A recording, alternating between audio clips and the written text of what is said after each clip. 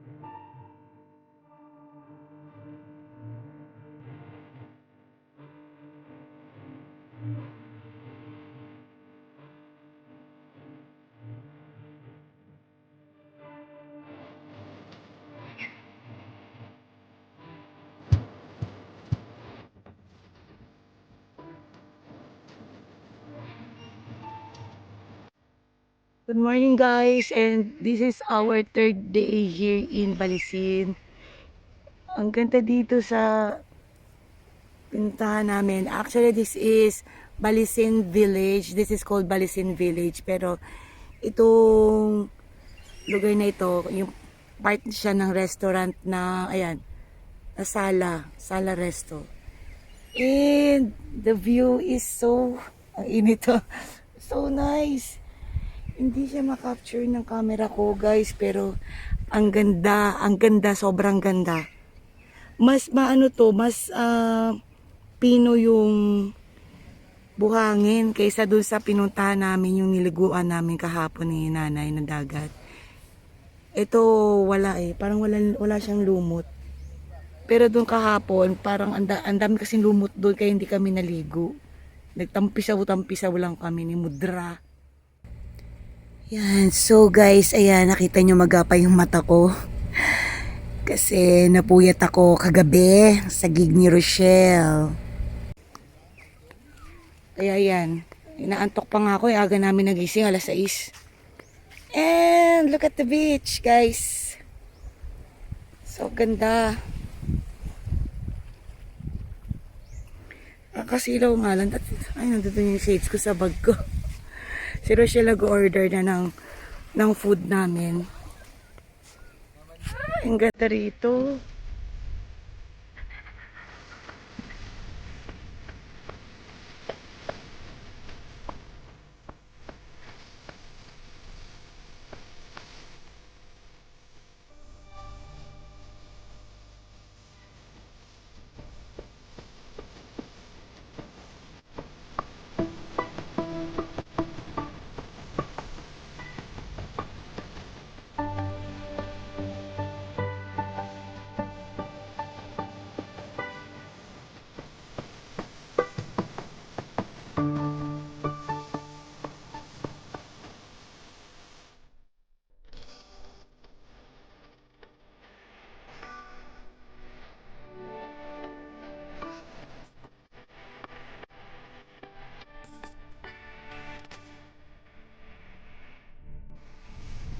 So, let's explore the beach. Nakakaloka, sayang wala akong kahapon kasi kami nag-swim ni Mudra. Ay, kutya. Ayan. Nagpaan na ako. Oh, ang sarap. Ang sarap sa paan ng buhangin na to. So, pino.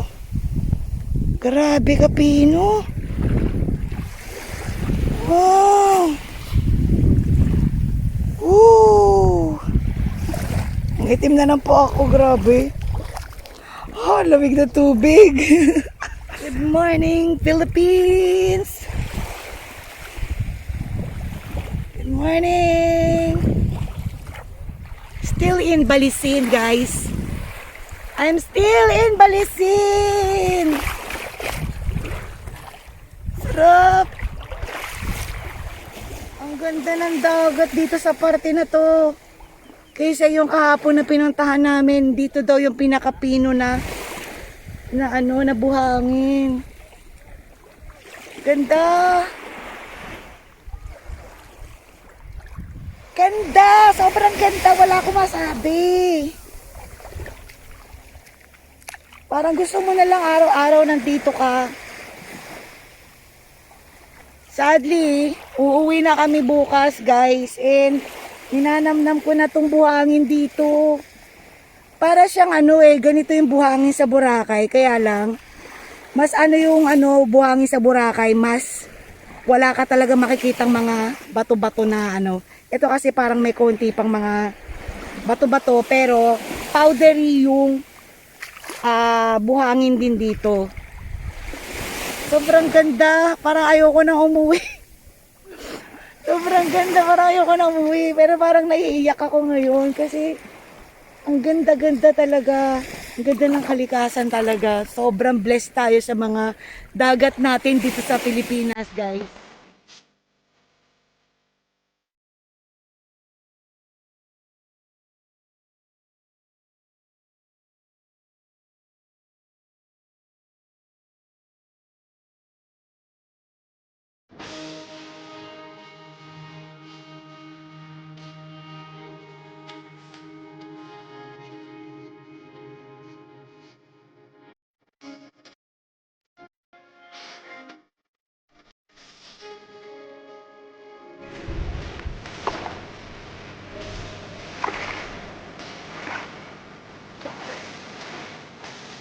Ayan guys, babalik muna ako dito sa resto kasi mag-order na kami ng breakfast. So, balik muna ako sa table bago ko ulit magtampisaw dito sa dagat. So, yan ang Sala Resto. Part of Balisin Village. Andito na kasi si Rochelle siya kasi Mudra.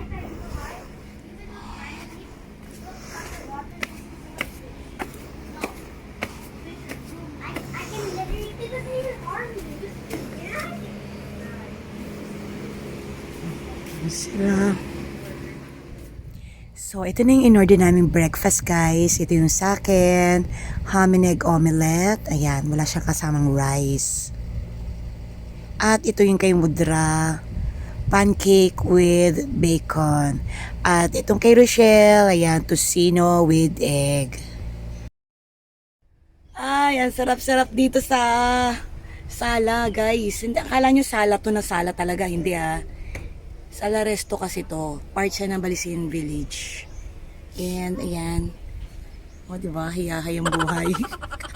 Hayahayang buhay. Parang mga bayarin. Oo. Wala naman talaga tayong bayarin dito. Hindi, parang mga bayarin pagdating doon sa Pag uwi ng bahay, back to normal. Oo. Parang ayaw na nga namin umuwi eh. Dito na lang kami forever. Char. Ako'y higa rin ako.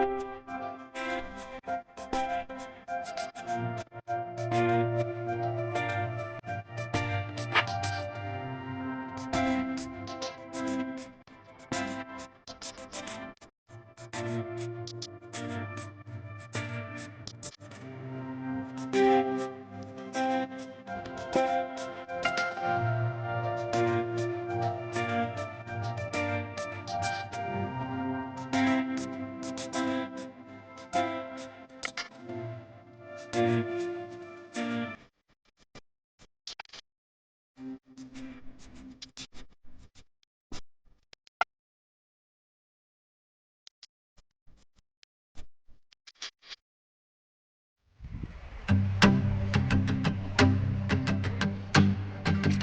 love Balising!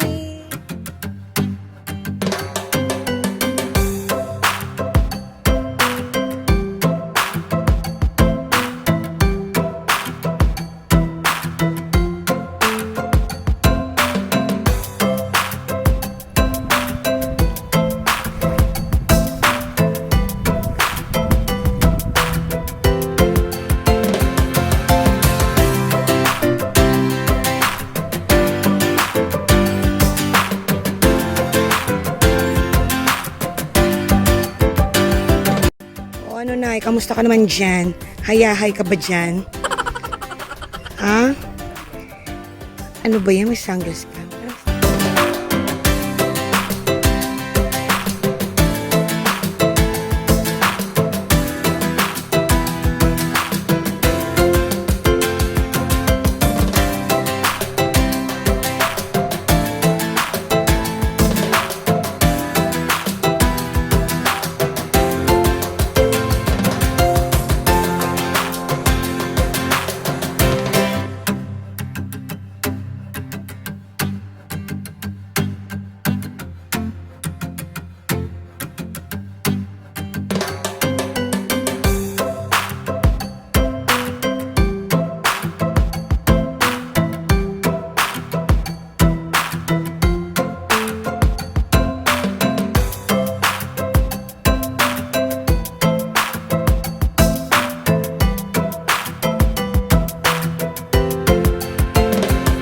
Hi guys, so nakabilik na kami from Sala doon sa Balisin Village and yan, nakaligo na rin ako.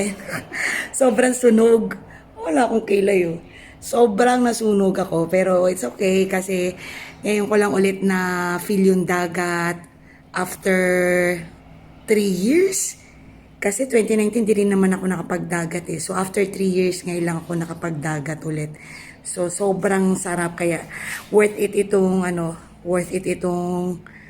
pagkasunog ko. Pagkasunog. So ito yung view dito sa aming villa. Nasa second floor kasi kami ng Marbella Villa, Costa del Sol. Ayan. Pakita ko lang sa inyo itong dagat. Dito kami Diyan kami nag-swimming ni nanay kahapon. So, ganyan na siya ngayon. Mas malala. Mas malala. Kasi kahapon, medyo hindi pa ganyan kadami yung mga lumot. Pero ngayon, ayan o. Ay, nakikita nyo ba? So, zoom in ko, guys. Ayan. Mas marami ngayon kaysa kahapon. And, pakita ko sa inyo yung bato. Ayan o. Kahapon, hindi pa ganyan yan. Kababa yung tubig. Kasi kahapon, medyo kalahati lang yan yung nakikita. Ngayon, halos nakita na yung 3 bato. 3 yan, guys, eh. 1, 2, 3. Low tide yata ngayon, kaya buti na lang kahapon kami nag-swimming ni Mudra dyan.